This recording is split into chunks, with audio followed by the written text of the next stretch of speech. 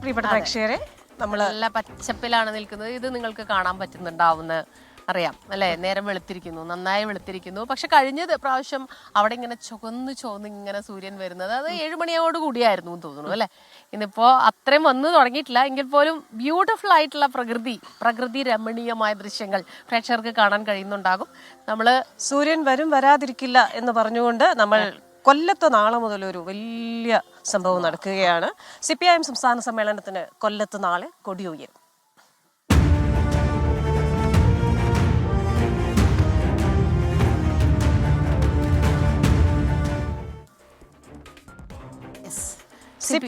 CPIM സംസ്ഥാന സമ്മേളനത്തിന് നാളെ കൊല്ലത്ത് കൊടിയേറും. സംസ്ഥാനത്തെ 5.64 ലക്ഷം പാർട്ടി അംഗങ്ങളെ പ്രതിനിധീകരിച്ച് 486 പ്രതിനിധികൾ സമ്മേളനത്തിൽ പങ്കെടുക്കും.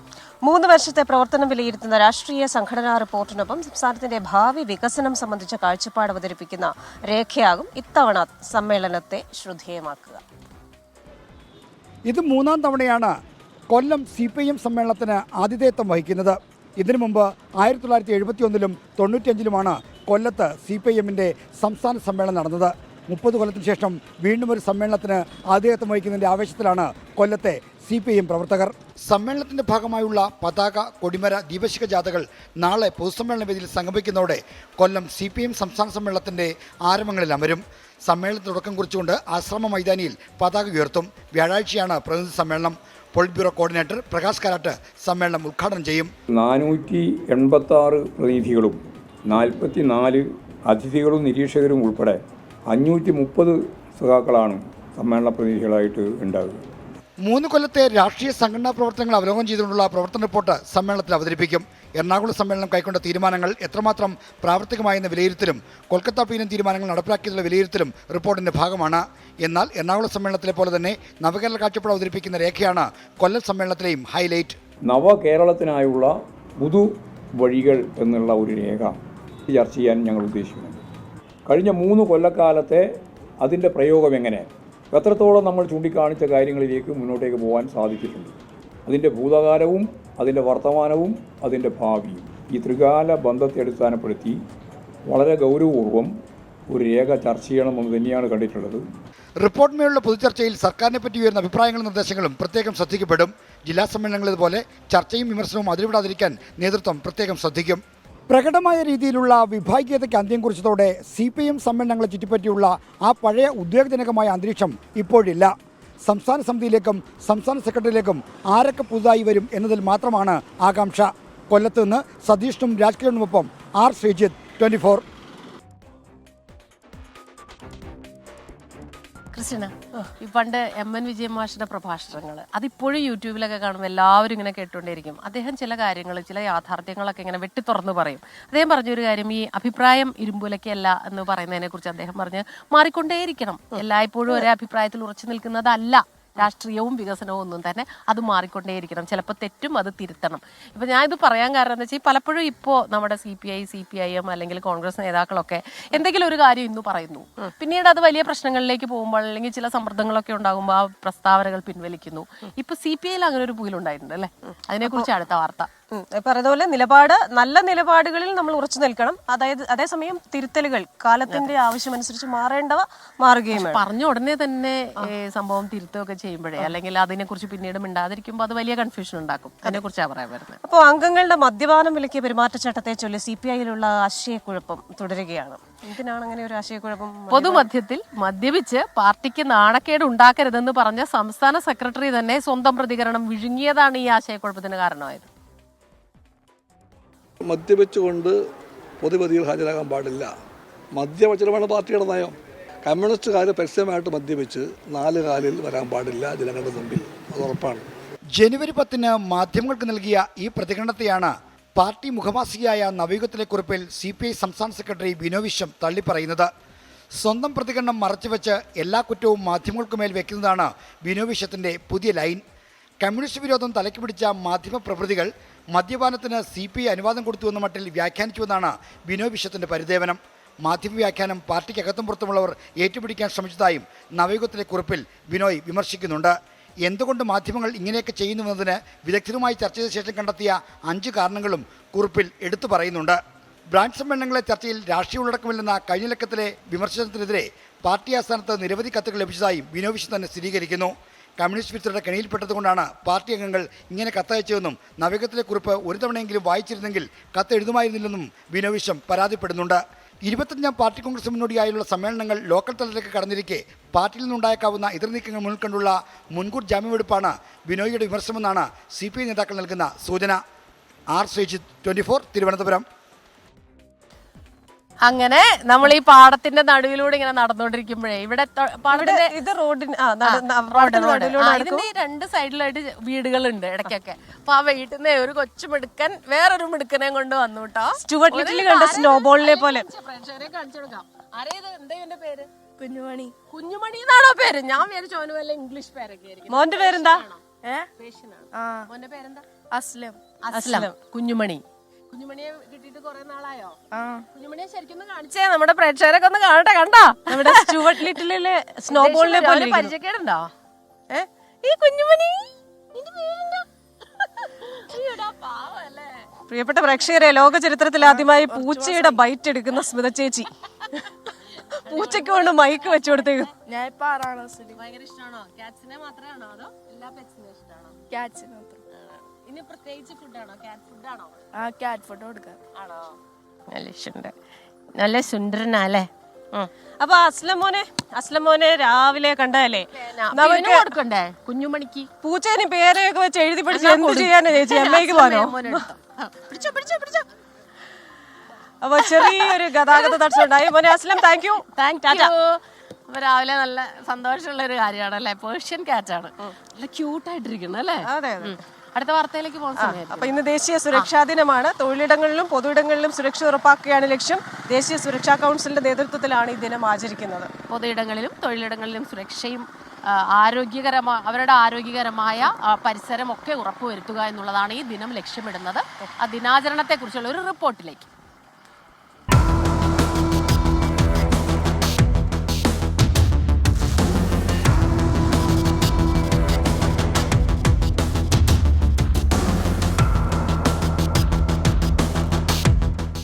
രാജ്യത്തിന്റെ സുരക്ഷയും സമാധാനവും കാത്തുസൂക്ഷിക്കുന്നതിൽ സദാ ജാഗരൂകരായ സൈനിക, അർദ്ധസൈനിക വിഭാഗം, പോലീസ് സേന, വിവിധ മേഖലകളിലെ സുരക്ഷാ ജീവനക്കാർ ഇവരെ ആദരിക്കുക എന്ന ലക്ഷ്യത്തോടെയാണ് 1972 ദേശീയ സുരക്ഷാ ദിനം അഥവാ രാഷ്ട്രീയ സുരക്ഷാ ദിവസിന് തുടക്കമിട്ടത്. വികസിത ഭാരതത്തിന് സുരക്ഷയും ക്ഷേമവും അത്യന്താപേക്ഷിതമെന്നതാണ് ഇത്തവണത്തെ പ്രമേയം. ഓരോ വർഷവും വ്യവസായ മേഖലയിലും ഫാക്ടറികളിലും ഉണ്ടാകുന്ന അപകടങ്ങളിൽ നിരവധി പേർക്ക് ജീവൻ നഷ്ടമാകുന്നു. ഇത് തടയുന്നതിന് പൊതുജനങ്ങൾക്കും ജീവനക്കാർക്കും സുരക്ഷാ മാനദണ്ഡങ്ങൾ ഏർപ്പെടുത്തുക, ജനങ്ങൾക്കിടയിൽ ബോധവൽക്കരണം നടത്തുക തുടങ്ങിയ മാർഗങ്ങൾ സ്വീകരിക്കുന്നു. വ്യാവസായിക പുരോഗതിക്കൊപ്പം സുരക്ഷിതമായ തൊഴിലിടങ്ങൾ ഉണ്ടാകണം. തൊഴിലപകടങ്ങളും പരിസ്ഥിതി മലിനീകരണവും തടയുന്നതിന്റെ പ്രാധാന്യം ഓർമ്മിപ്പിക്കുക കൂടിയാണ് ദേശീയ സുരക്ഷാ ദിനത്തിന്റെ ലക്ഷ്യം. ദിനാചരണത്തോടനുബന്ധിച്ച് രാജ്യത്തുടനീളം സെമിനാറുകളും പ്രത്യേക പഠന ക്ലാസുകളും പരിശീലന പരിപാടികളും സംഘടിപ്പിക്കുന്നു. Research desk 24.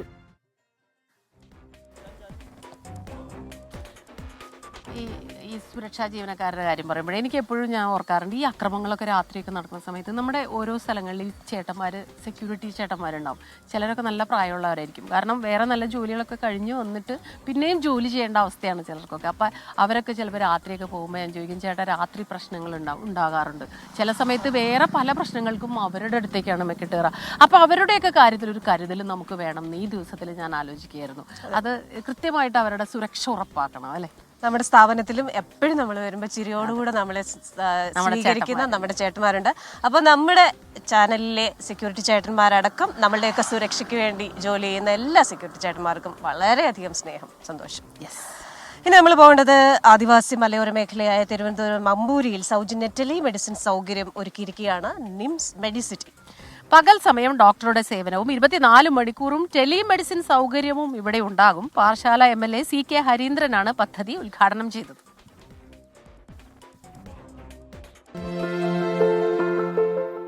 തിരുവനന്തപുരം ജില്ലയിലെ ആദിവാസി മലയോര മേഖലയായ അമ്പൂരിയിലെ തൊടുമല. ഡോക്ടർമാരുടെ സേവനം ലഭിക്കാൻ കിലോമീറ്ററുകൾ പോകേണ്ടിയിരുന്ന തൊടുമല സ്വദേശികളുടെ ദീർഘകാല ആവശ്യം അങ്ങനെ നിറവേറ്റി.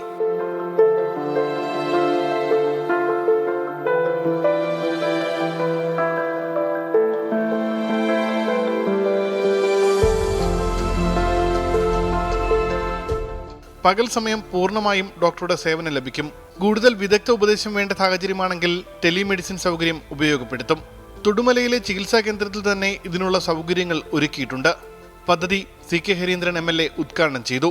പ്രൈവറ്റ് ഗവൺമെൻറ് ഇൻസ്റ്റിറ്റ്യൂഷനിലെ ഡോക്ടർമാരുമായി പരസ്പരം ആരോഗ്യ സംബന്ധമായിട്ടുള്ള കാര്യങ്ങൾ പങ്കുവയ്ക്കാനും നിംസ് ആവശ്യമായ മെഡിക്കൽ സൗകര്യം സൗജന്യമായി കൊടുക്കാനുമുള്ള ഒരു സംവിധാനമാണ് ഒരുക്കിയിരിക്കുന്നത്. നഗരത്തിൽ കിട്ടുന്ന എല്ലാ ഫെസിലിറ്റീസും ആരോഗ്യ ചികിത്സാ രംഗത്ത് ഇവിടെ കിട്ടും. ഇന്റർനെറ്റ് കണക്ടിവിറ്റിയും മറ്റ് ജീവനക്കാരുടെ സൗകര്യവും 24 മണിക്കൂറും ലഭിക്കും. നഴ്സും ജീവനക്കാരും അമ്പൂരി സ്വദേശികൾ തന്നെയാണ്. നിംസ് ആശുപത്രിയാണ് ഡോക്ടർമാരെയും ജീവനക്കാരെയും നിയമിച്ചത്. ഈ ഒരു ടെലിമെഡിസിൻ ക്ലിനിക്കിൻ്റെ ഉദ്ഘാടനമാണ്. നമ്മൾ ഇന്ന് എൻ്റെ ഫോട്ടോസൊക്കെ ഇപ്പോൾ കണ്ടു, നിംസ് മെഡിസിൻ ടീം എൻ്റെ പേരും എല്ലാം കണ്ടു. പക്ഷേ സാധാരണ ഇങ്ങനെ ഒരു മെഡിക്കൽ ക്യാമ്പെല്ലാം കണ്ടക്ട് ചെയ്യുമ്പോൾ നിംസ് ഞാനും വളരെയധികം മുന്നോട്ട് ശക്തിയോടുകൂടി നിന്നിട്ട് അതെ ഞങ്ങളിവിടെ മെഡിക്കൽ ക്യാമ്പ് സംഘടിപ്പിക്കുന്നു, അല്ലെങ്കിൽ ഞങ്ങൾ ആ ഒരു പഞ്ചായത്ത് ദൗത്യം ഏറ്റെടുക്കുന്നു എന്നൊക്കെ പറയാറുണ്ട്. പക്ഷേ ഇന്ന് എനിക്ക് അങ്ങനെ പറയാൻ സാധിക്കില്ല. കാരണം ഈ ഒരു ഇന്നത്തെ ടെലിമെഡിസിൻ ക്ലിനിക്കിൻ്റെ ഈ ഒരു ബിൽഡിംഗ് തന്നെ പഞ്ചായത്ത് നൽകിയ ബിൽഡിംഗ് ഈ രീതിയിൽ പണിയെടുപ്പിച്ച് ഇതിൻ്റെ ഓരോ മേഖലയിലും കൃത്യമായി ഓരോ സിസ്റ്റം ചെയ്തിട്ടുള്ളത് അതിനുവേണ്ടി പ്രയത്നിച്ച് സ്വപ്നം കണ്ട് പലപ്പോഴും പല പ്രോജക്റ്റുകളും പറഞ്ഞപ്പോൾ അതൊക്കെ കട്ട് ചെയ്ത് മാറ്റി എനിക്ക് ഈ അമ്പൂരിയിലെ ജനങ്ങളെ അവരുടെ ഉന്നമനത്തിന് വേണ്ടി എനിക്ക് മുന്നോട്ട് വരണമെന്ന് പ്രയത്നിച്ച് ചിന്തിച്ച ഒരേ ഒരു വ്യക്തിത്വം ബഹുമാനപ്പെട്ട TK നായർ സാറാണ്. അദ്ദേഹം ഇവിടെ ഇരിപ്പുണ്ട്. സിറ്റിസൺ ഇന്ത്യ ഫൗണ്ടേഷൻ്റെ ആ സാർ ഉൾപ്പെടുന്ന ടീം, മനോജും അതിൻ്റെ കൂടെ എല്ലാവരും ഉൾപ്പെടുന്നുണ്ട്. പക്ഷേ പലപ്പോഴും സാറിനെ ഞാൻ അതിശയിക്കുന്നത് ഒരു ഗവൺമെൻറ് ഏറ്റവും വലിയ സെക്രട്ടറി, പ്രധാനമന്ത്രിയുടെ സെക്രട്ടറി എന്ന് പറയുമ്പോൾ അതിനപ്പുറം വലിയൊരു പദവിയുണ്ടോ ഈ ലോകത്ത്? 14 വർഷം പ്രധാനമന്ത്രിയുടെ സെക്രട്ടറി ആയിട്ട് റിട്ടയർ ചെയ്തിട്ട് ആ റിട്ടയർമെൻറ്റ് ലൈഫിനകത്ത് അദ്ദേഹം ഓരോ സ്ഥലങ്ങളെപ്പറ്റി പഠിച്ച് വരുമ്പം പറയുമായിരുന്നു. അദ്ദേഹം ഈ പറയുന്ന ഓരോ മാപ്പൊക്കെ എടുത്ത് നോക്കി, അല്ലെങ്കിൽ അവിടുത്തെ ജനങ്ങളോട് സംവദിച്ച് ആൾക്കാരെ പറഞ്ഞു വിട്ട് റൂറൽ മേഖലയിൽ പ്രത്യേകം സാന്നിധ്യം കൊടുത്ത് ഇപ്പോൾ റൂറൽ ഡെവലപ്മെൻറ്റിൻ്റെയൊക്കെ ഏറ്റവും വലിയ ജീവിച്ചിരിക്കുന്ന എക്സാമ്പിളായിട്ടാണ് TK നായർ സാറിനെ കാണുന്നത്. 2 ക്ലിനിക്കിൽ അദ്ദേഹം നിംസുമായി സഹകരിച്ചുകൊണ്ട് ഇപ്പോൾ നടത്തി വരികയാണ്. ഒന്ന് വെള്ളടയിൽ ഒരു ക്ലിനിക്കുണ്ട്, 2 ചെങ്കൽ ശിവക്ഷേത്രത്തിനകത്ത് ഒരു ക്ലിനിക്ക് സിറ്റിസൺ ഫൗണ്ടേഷൻ ഓഫ് ഇന്ത്യയുടെ നടത്തിക്കൊണ്ടിരിക്കുന്നു. സിറ്റിസൺ ഇന്ത്യ ഫൗണ്ടേഷന്റെ കൂടി സഹായത്തോടെയാണ് പദ്ധതി നടപ്പാക്കുന്നത്. ഒരു ഡോക്ടറും പാരാമെഡിക്കൽ സ്റ്റാഫും ഈ സെൻറ്ററിലുണ്ടാവും എല്ലാ ദിവസവും. അവർക്ക് സ്പെഷ്യലൈസ്ഡ് ഡോക്ടേഴ്സിൻ്റെ കൺസൾട്ടേഷൻ എല്ലാ സമയവും ഉണ്ടാവും. നിംസ് ഹോസ്പിറ്റലിൽ നിന്നും പുറത്തുള്ള ഹോസ്പിറ്റലുകളിൽ നിന്നും ഈ കൺസൾട്ടേഷൻ അവർക്ക് ലഭിക്കും. ഇതൊക്കെ ചിലവില്ല, എല്ലാം സൗജന്യമായിട്ട് ചെയ്യുന്ന സേവനങ്ങളാണ്. കൂടുതൽ സ്ഥലങ്ങളിലേക്ക് ടെലിമെഡിസിൻ സൗകര്യം വ്യാപിപ്പിക്കാനാണ് നിംസ് ലക്ഷ്യമിടുന്നത്. 24 തിരുവനന്തപുരം. അപ്പോൾ ഈ നിംസ് മെഡ്സിറ്റിയുടെ MD ഫൈസൽ ഖാനോട് ഞാൻ അവിടെ പലപ്പോഴും പല പ്രോഗ്രാമിനും പോകുമ്പോൾ സംസാരിക്കാറുണ്ട്. അപ്പോൾ സാമൂഹിക സുരക്ഷയ്ക്കും അല്ലെങ്കിൽ സമൂഹത്തെ മെച്ചപ്പെടുത്തുന്നതിനുള്ള പല കാര്യങ്ങൾക്കും ഇതേപോലെ പ്രവർത്തിക്കുന്നതിന് അദ്ദേഹം താല്പര്യമുള്ള ഒരു വ്യക്തി കൂടിയാണ്. അപ്പോൾ നമ്മള് രണ്ടുപേരും അതെ വഴിയിൽ ഇങ്ങനെ നല്ല ഭംഗിയുണ്ട്. ഇവര് നല്ല രസമായിട്ട് ഡ്രസ്സൊക്കെ ചെയ്ത് ദൂരെന്നാണോ വരുന്നത്? അവിടെ നിന്ന് വരിക? ഞങ്ങളൊരു ദിവസം 30 കിലോമീറ്റർ കിട്ടും, ഞായറാഴ്ച ഒരു 100 കിലോമീറ്റർ. മുകളിലേക്ക് വിമാനം പോകുന്നുണ്ട്. എന്റെ പേര് ബിജു. ഞാൻ ബിസിനസ്സാണ് എറണാകുളത്ത്. ഇറങ്ങും 6 മണി. നിങ്ങള് ഫ്രണ്ട്സ് ആണോ? എന്നിട്ട് ബാക്കിയുള്ളവരെ എവിടെ പോയി? അവരൊന്നും വന്നില്ല. നിങ്ങള് ഫ്രണ്ട്സ് ആണ് അല്ലേ? എന്താ ചേട്ടനാ? സ്വന്തം ചേട്ടനാ? ആ, ഞാൻ വിചാരിച്ചു ചേട്ടനും നീനൊക്കെ തമ്മിൽ ഒരുമിച്ച്. Total 30-35 kilometre. നമ്മുടെ മോർണിംഗ് വാക്കിന് പറ്റിയതാണ്. നമ്മളെപ്പോഴും പറയേ മോർണിംഗ് വാക്ക്. അതെ, നമ്മുടെ health is R responsibility.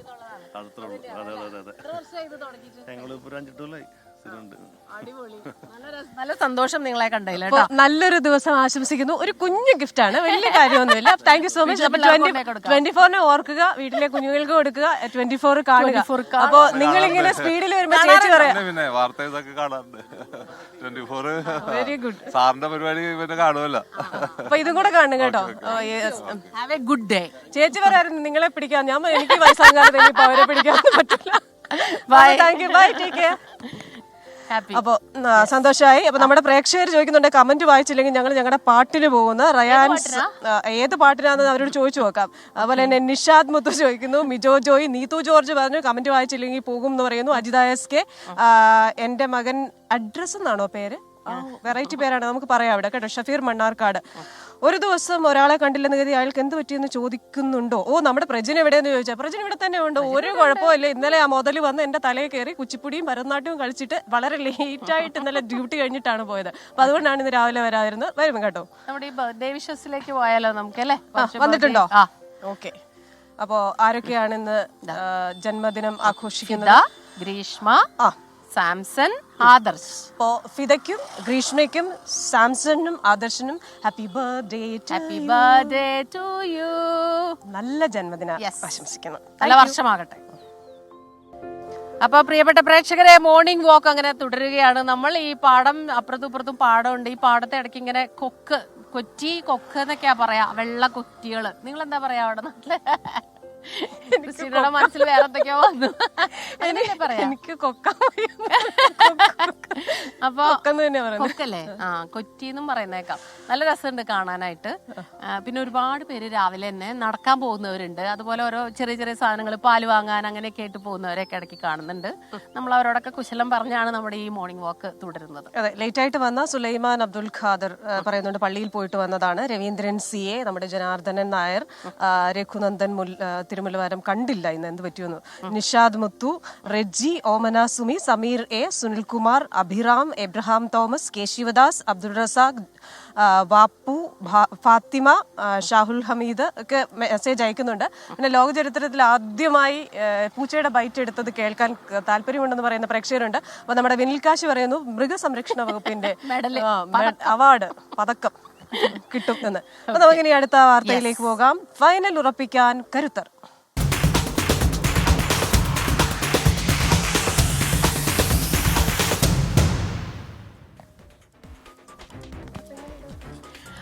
ICC champions ട്രോഫിയിൽ ഫൈനൽ ലക്ഷ്യമിട്ട ടീം ഇന്ത്യ ഇന്ന് ഇറങ്ങുകയാണ്. ഉച്ചതിരിഞ്ഞ് 2:30 ദുബൈയിൽ നടക്കുന്ന സെമി ഫൈനൽ മത്സരത്തിൽ ഓസ്ട്രേലിയയാണ് എതിരാളികൾ. അതെ,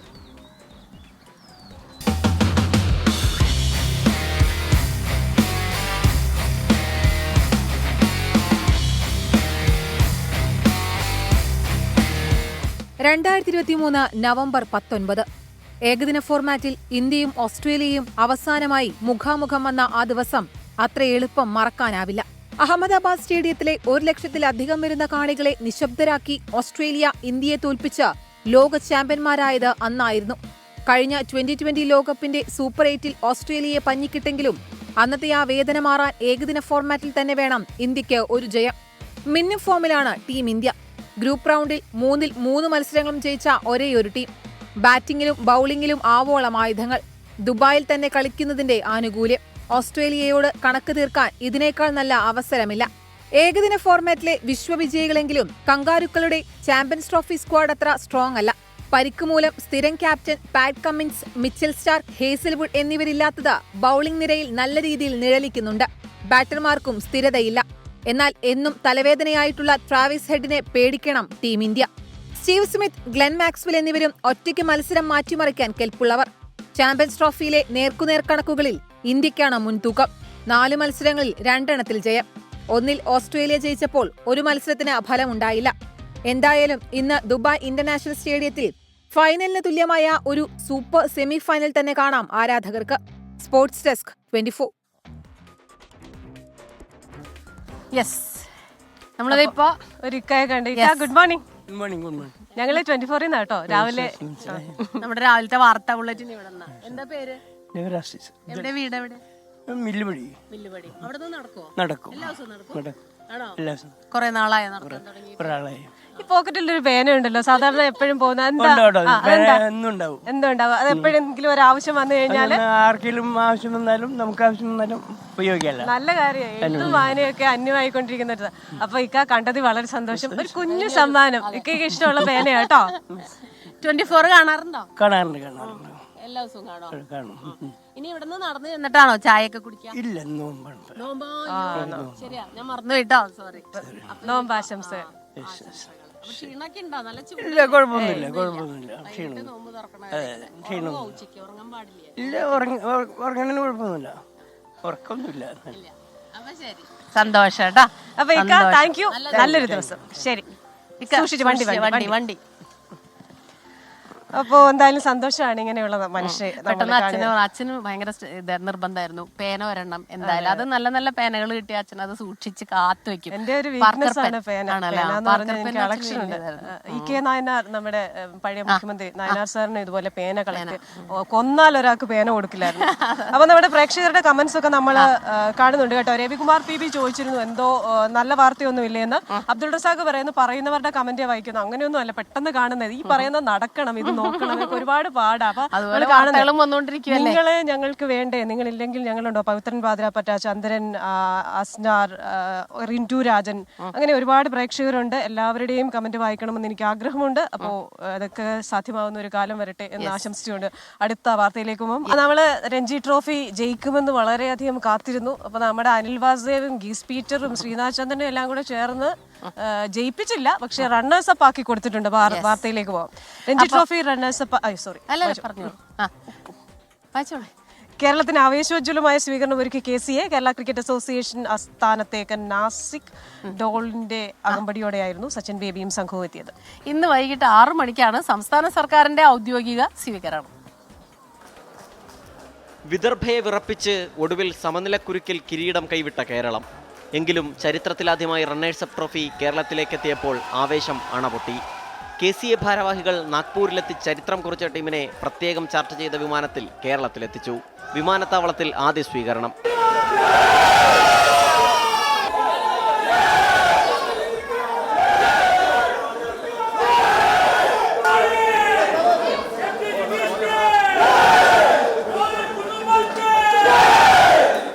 പിന്നാലെ KCA ആസ്ഥാനത്ത് കൊട്ടും പാട്ടും നൃത്തവുമായി ഉത്സവാന്തരീക്ഷം. ക്യാപ്റ്റൻ സച്ചിൻ ബേബിയും കോച്ച് അമയ് ഖുറാസിയും ആഹ്ലാദ നൃത്തം വെച്ചു.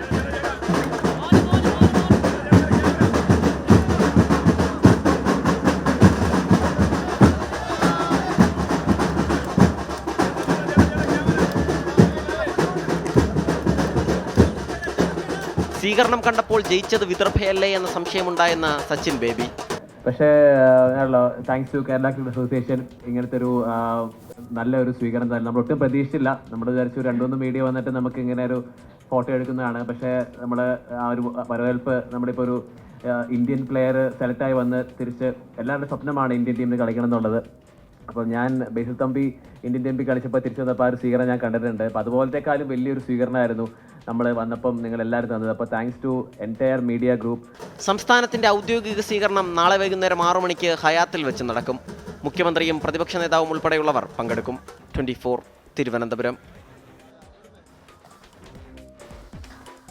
അപ്പോ അതാണ് രഞ്ജി ട്രോഫിയുമായി ബന്ധപ്പെട്ട വാർത്ത. ഉജ്ജ്വലമായ സ്വീകരണമായിരുന്നു അല്ലേ? അപ്പോ നമുക്ക് ഇനി അടുത്ത വാർത്തയിലേക്ക് പോയാൽ ഗസ പുനർനിർമ്മാണ പദ്ധതി ചർച്ച ചെയ്യുന്നതിനുള്ള അറബ് ഉച്ചകോടി ഇന്ന് ഈജിപ്തിന്റെ തലസ്ഥാനമായ കെയ്റോയിൽ നടക്കും. പുനർനിർമ്മാണ പദ്ധതിയുടെ രൂപരേഖ തയ്യാറായെന്നും ഉച്ചകോടിയിൽ അവതരിപ്പിക്കുമെന്നും ഈജിപ്ത് വിദേശകാര്യമന്ത്രി ബദർ അബ്ദലട്ടി പറഞ്ഞു. പലസ്തീൻ പൗരന്മാരെ ഗസയിൽ നിന്നും മാറ്റിക്കൊണ്ടുള്ള പദ്ധതിക്ക് ബദലാണ് ഈജിപ്തിന്റെ രൂപരേഖ. പദ്ധതിക്ക് അന്താരാഷ്ട്ര പിന്തുണയും ധനസഹായവും തേടും. ഇസ്രായേലും ഹമാസും തമ്മിലുള്ള സംഘർഷം രൂക്ഷമായതോടെ ഗസയിലേക്ക് സഹായവുമായി എത്തുന്ന ട്രക്കുകൾ ഇസ്രായേൽ ഇന്നലെ തടഞ്ഞു.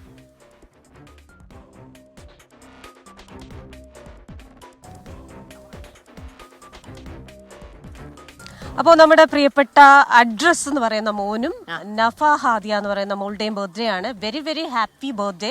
നാം പറഞ്ഞിട്ടില്ലേ രാവിലെ 6 മണിക്ക് എഴുന്നേറ്റിട്ട് നേരത്തെ ബർത്ത്ഡേ പറയണം. നമ്മൾ ഈ ലാസ്റ്റ് മിനിറ്റ് നമുക്ക് കാർഡൊക്കെ എഴുതാനും പിടിക്കാനൊക്കെ ഉള്ള സമയമില്ലേ, രാവിലെ എഴുന്നേറ്റൊക്കെ ഞങ്ങൾക്കും സങ്കടമായി. കുഞ്ഞുങ്ങളുടെ ബർത്ത്ഡേ ഒന്നും പറയാൻ പറ്റിയില്ലേ. അഡ്രസ് എന്നുള്ള പേര് നല്ല രസമുണ്ടല്ലേ, ഒരു കൗതുകമുണ്ട്. അതെ, നമ്മുടെ പ്രിയപ്പെട്ട പ്രൊഡ്യൂസർ നമുക്ക് കുറച്ച് സമയം തന്നിട്ടുണ്ട് കമന്റ് വായിക്കാൻ. അപ്പോൾ കമന്റുകൾ വായിക്കാൻ ഞാനൊരു കാര്യം വിചാരിക്കുവായിരുന്നേ, ഈ ഡ്യൂ ഡ്രോപ്സ് ഇല്ലേ, ഹിമകണങ്ങൾ ആ പുൽത്തട്ടിലെന്ന പോലെ എന്ന് പറയും. കവിതയെ കുറിച്ചിട്ടാണ് ബാലചന്ദ്രൻ ചുള്ളിക്കാട് പറഞ്ഞത്. പക്ഷെ ഈ ഇങ്ങനെ അതിങ്ങനെ ഇറ്റിറ്റ് വീണാണ് നല്ല ഭംഗിയല്ലേ. സൂര്യാംശു ഓരോ വയൽപ്പൂവിലും വൈരം പതിക്കുന്നു എന്നാണ്. ആ മഞ്ഞുതുള്ളിയിൽ തട്ടിയിട്ടുള്ള ആ ഒരു മഴവിൽ നിറങ്ങൾ വരും. ബ്യൂട്ടിഫുൾ ആണ്. കുട്ടിക്കാല കാഴ്ചകളായിരുന്നു. അപ്പോൾ വീണ്ടും കണ്ടതിൽ സന്തോഷമുണ്ട്. സുരേന്ദ്രകുമാർ PM കമന്റ് ബോക്സിൽ വരുന്ന സ്ഥിരം പ്രേക്ഷകർക്കെല്ലാം ഗുഡ് മോർണിംഗ് എന്ന് പറയുന്നു. സുലൈമാൻ അബ്ദുൽ ഖാദർ കുറെ പേരുടെ പേര് പറഞ്ഞിട്ടുണ്ട്. ആഹഹ, രക്ഷപ്പെട്ടു. ഷഫീർ, റീന, ആശ, പവിത്രൻ, ഭൈരവൻ, എല്ലാ കൂട്ടുകാർക്കും നല്ലൊരു ദിവസം ആശംസിക്കുന്നു. Hamsa good morning. Rajith KS അയ്യോ പോകുന്നു എന്ന് പറയുന്നു. ന്യൂസിലൻഡിലും 24-ന് ആരാധകരുണ്ടെന്ന് പറയുന്നു. ലേഖ ജയൻ മഹാദേവി ക്ഷേത്രത്തിൽ ഉത്സവമാണെന്ന് പറയുന്നു. വരുന്നു, താലപ്പൊലിയുണ്ടോ എന്ന് ചോദിക്കുന്നു. അപ്പോൾ എല്ലാ ആശംസകളും. ഷൈനി റഷീദ്, സുകുമാരൻ KR, സിനി MV, ബിജു അലക്സ്, മൊയ്തീൻ, അനൂപ് പുതുപ്പള്ളി, അങ്ങനെ ഒരുപാട് പേര് ആദ്യമായി കമന്റ് പറഞ്ഞു എന്നൊരു സജിത എന്ന് പറയുന്ന ചേച്ചിയാണെന്ന് തോന്നുന്നു, എനിക്ക് എൻ്റെ ഓർമ്മ ശരിയാണെങ്കിൽ. അപ്പോ ഞങ്ങളുടെ സമയം അതെ, ഞങ്ങളുടെ സമയം ഇവിടെ അവസാനിക്കുകയാണ്. SKN അവിടെ ഫ്ലോറിൽ എത്തിയിട്ടുണ്ട്. അവിടെ സൂര്യൻ ഉദിച്ചു വരുന്നുണ്ട്. SKN ഫ്ലോറിൽ എത്തിയിരിക്കുന്നു. Good morning SKN.